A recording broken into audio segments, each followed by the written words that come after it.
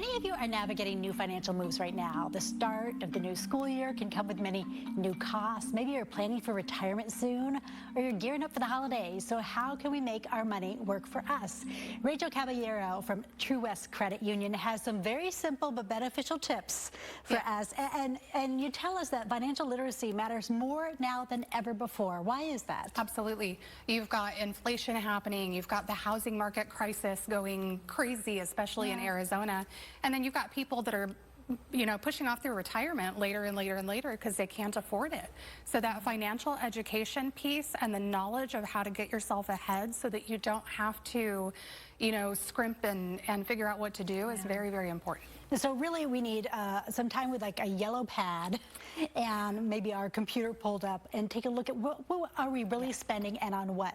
So what does that look like when we're just taking note of what we're spending? Yeah, it's very, very important for you to see your finances in black and white so that you can understand where your spending habits are kind of going a little bit awry. And then that way, if you have categories that you need to vamp up, like savings or paying off debt, you can very easily see where they are.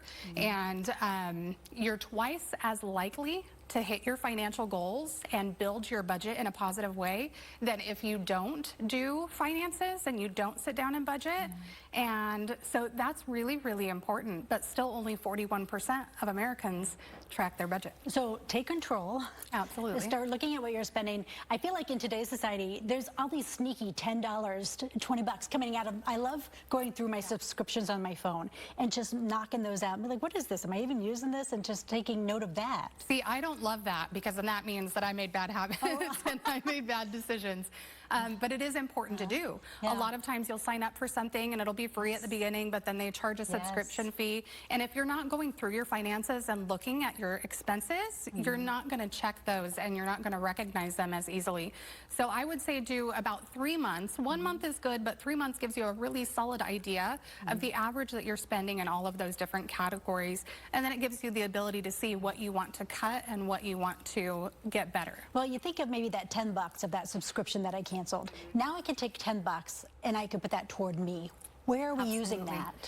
The first thing that you want to do is start your emergency fund. If you do not have an emergency fund, that's always where you want to start. And even $10 starting right now, today, will help you set those good habits going forward. And actually, if you automate the savings, so you do it automatically transferred when you get your paycheck into the savings account, you are 76% more likely to continue that habit and grow it and build it over time. So you just kind of don't notice in a beautiful way. Yeah, out of sight, out of mind. How do we educate ourselves when it comes to investments and how to make better, smarter money moves? So really with investments, you want to make sure that you have the financial foundations first. So you want to make sure that you've established that budget, that everything's on track. You want to make sure that your credit is on track so that you have really, really good financial standing to go into investing. So make sure that you have your emergency savings first, and then make sure that you're saving for retirement. And after that, really with the investing, it's just knowing where you're investing into what and what the outcome is going to be. So a lot of people get wrapped up in these different apps that are talking about investing, but they don't realize that there are so many stipulations and little fees that they end up eating their money away. Okay, so don't let that happen. Yeah. You should be enjoying your money, not letting everyone else take it. It's like you're in constant tug of war as well. So I think building out that budget is just a huge thing. Another thing that you said is focus on progress, not perfection. And, we'll stay encouraged and stay focused on it. Rachel, thank you. It's great to see you again. You too.